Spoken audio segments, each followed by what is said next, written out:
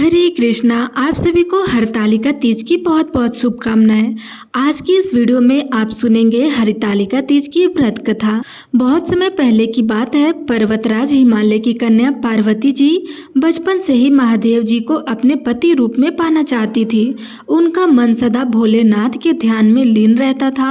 लेकिन उनके पिता हिमालय ने सोचा कि शिव जी तो वितरागी, विरक्त, साधारण वेश में रहने वाले और योगी हैं। वे अपनी कन्या का विवाह भगवान विष्णु से कराना चाहते थे, जिन्हें वे अधिक योग्य और लोकपाल मानते थे।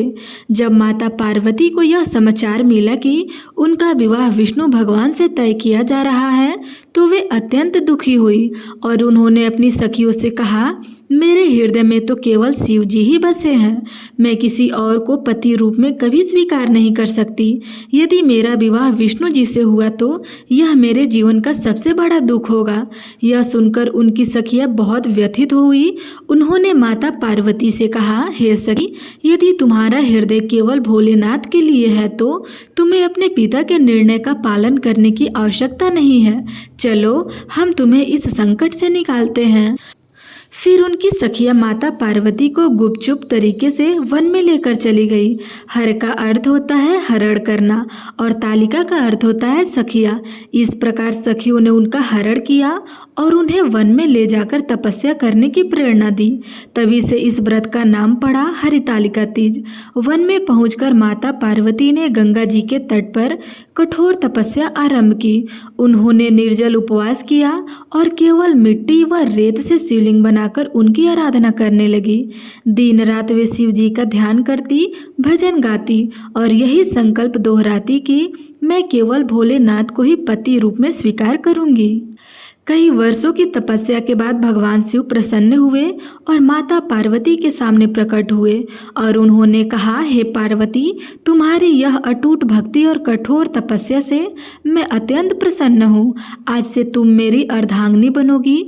तुम्हारा यह व्रत समस्त स्त्रियों के लिए आदर्श व्रत बन जाएगा और जो भी स्त्री भक्ति भाव से इस व्रत को करेंगी वह अखंड सौभाग्यवती होगी और उसे कभी भी पति वियोग का दुख नहीं सहना पड़ेगा। यह आशीर्वाद पाकर पार्वती जी परम प्रसन्न हो गई। आगे चलकर महाशिवरात्रि के दिन उनका विधिवत विवाह हुआ और वे शिव की अर्धांगिनी बनी। तभी से यह तिथि भाद्रपद शुक्ल तृतीया यानी हरितालिका तीज के नाम से विख्यात है। विवाहित स्त्रियां यह व्रत अपने पति की लंबी आयु और अखंड सौभाग्य के लिए करती हैं, जबकि अविवाहित कन्याएं यह व्रत मनचाहा वर पाने के लिए करती हैं। और इस दिन महिलाएं निर्जल रह करके रेत से शिवलिंग बनाती है, माता पार्वती और भगवान शिव की पूजा करती हैं तथा यह कथा अवश्य सुनती है। इस प्रकार बहनों, हरतालिका तीज का व्रत हमें सिखाता है कि यदि हम सच्चे मन से ईश्वर की भक्ति करें और अपने संकल्प में दृढ़ रहे तो असंभव भी संभव हो सकता है।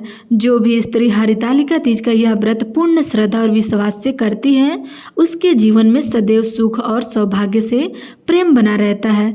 तो प्रेम से बोलिए शंकर भगवान की जय, माता पार्वती की जय।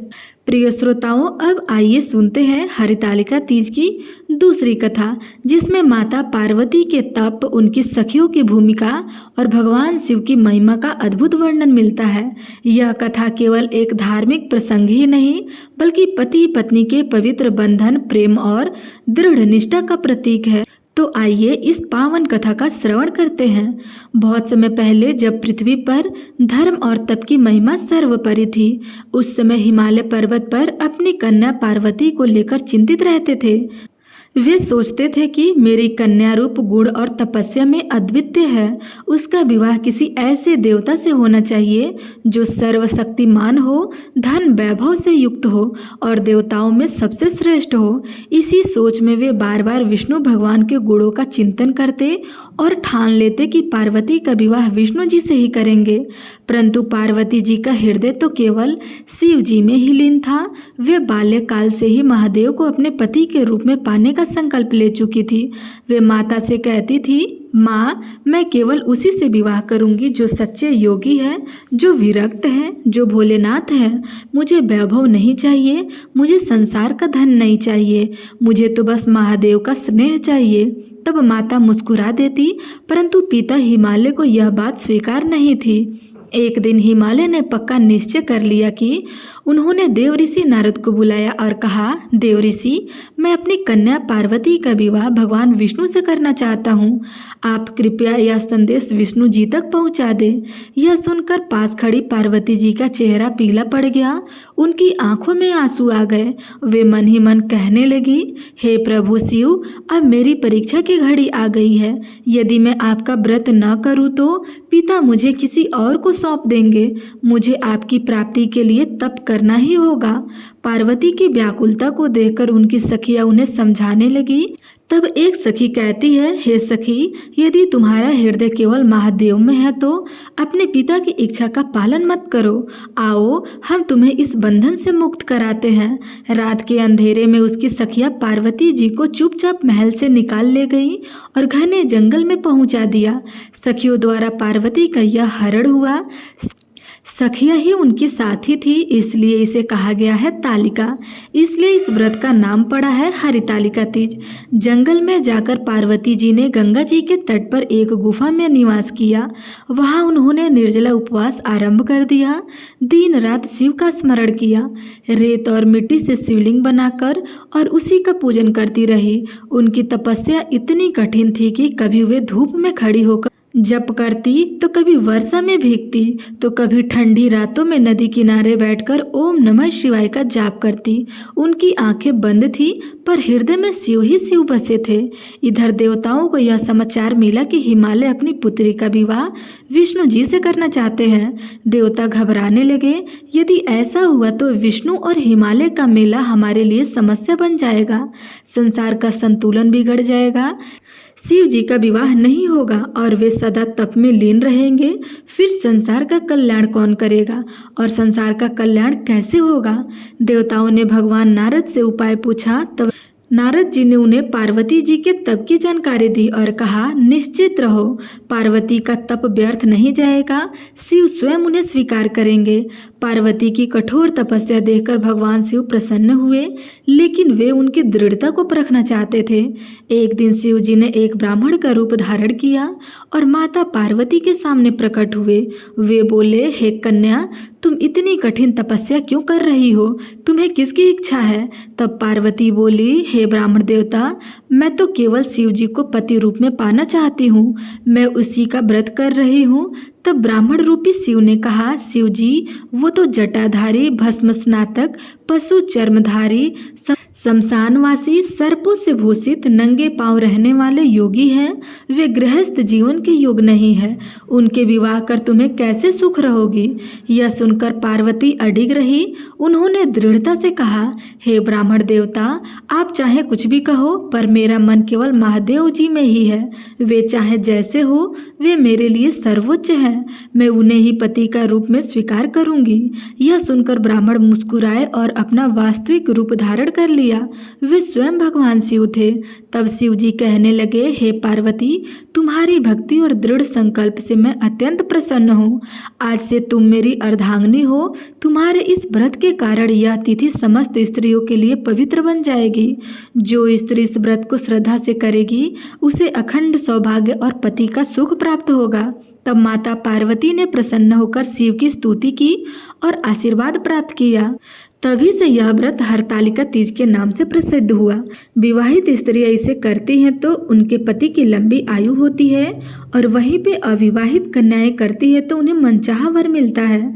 इसलिए महिलाएं निर्जला रह करके रेत से शिवलिंग बनाकर माता पार्वती और शिव जी की पूजा करती हैं और यह कथा भी सुनाती है। इस कथा से हमें यही शिक्षा मिलती है कि यदि हमारे संकल्प शुद्ध हो, निष्ठा अटूट हो और भक्ति सच्ची हो तो भगवान अवश्य ही हमारे जीवन में प्रकट होते हैं और हमारी मनोकामनाएं पूर्ण करते हैं।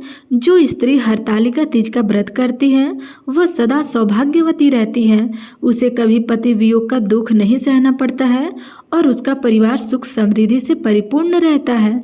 तो प्रेम से बोलिए, शंकर भगवान की जय, माता पार्वती की जय।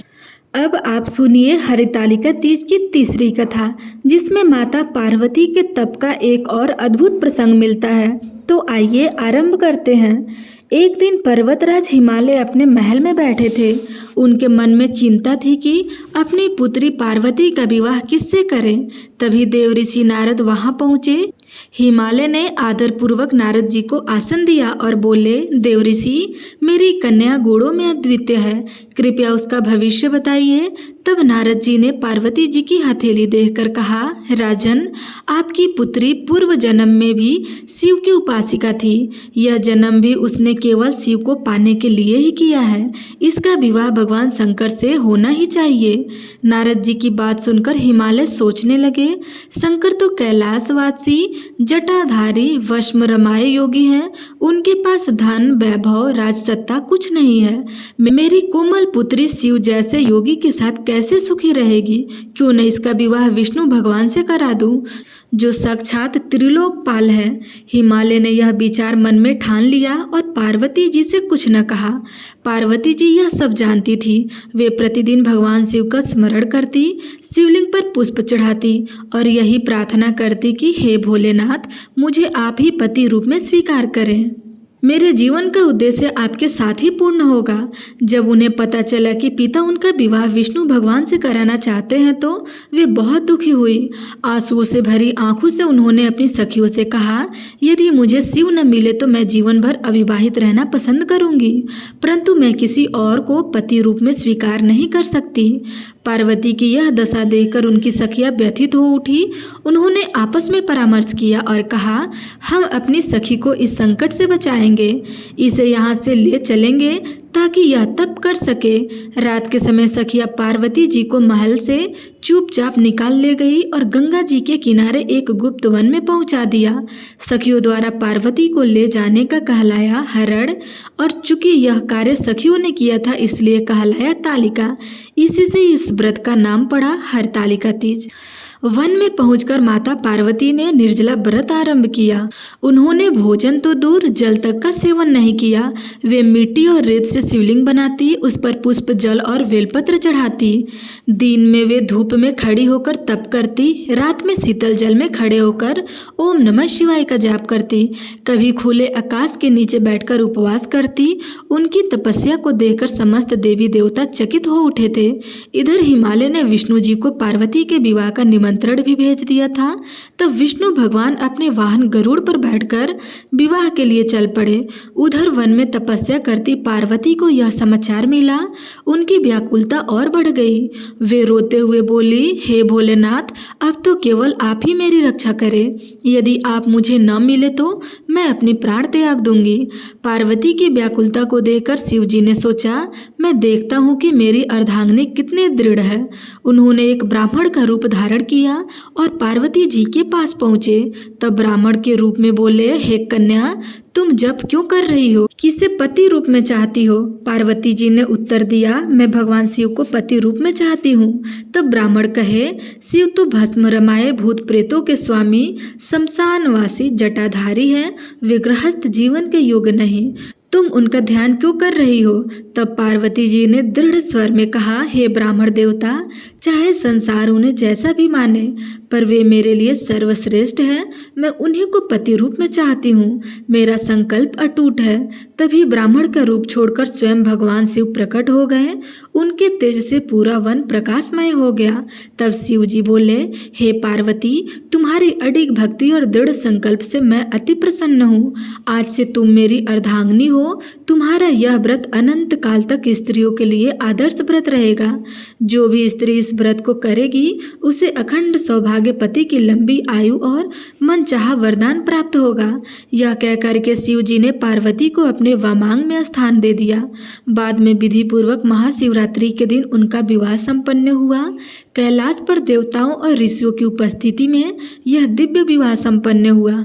तभी से भाद्रपद शुक्ल तृतीया को हरितालिका तीज का व्रत मनाया जाने लगा।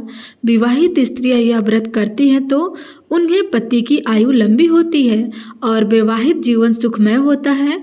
वहीं पे अगर अविवाहित कन्याएं यह व्रत करती है तो उन्हें शिव जी जैसे वर प्राप्त होते हैं। इस दिन महिलाएं निर्जला व्रत रखती हैं, रेत से शिवलिंग बनाकर पूजा करती हैं और पार्वती जी की कथा भी सुनती हैं। यह कथा हमें सिखाती है कि जब मन में अटूट विश्वास और दृढ़ संकल्प हो तब संसार की कोई भी शक्ति हमारे लक्ष्य से विचलित नहीं कर सकती। माता पार्वती के व्रत से हमें यह मार्ग दिखाया कि यदि हम सच्चे हृदय से भगवान की भक्ति करें तो वे अवश्य प्रकट होकर हमारी मनोकामना पूर्ण करेंगे। इसलिए हरितालिका तीज का व्रत केवल परंपरा नहीं बल्कि यह स्त्रियों के अखंड सौभाग्य और प्रेम का भी प्रतीक है। तो प्रेम से बोलिए शंकर भगवान की जय, माता पार्वती की जय।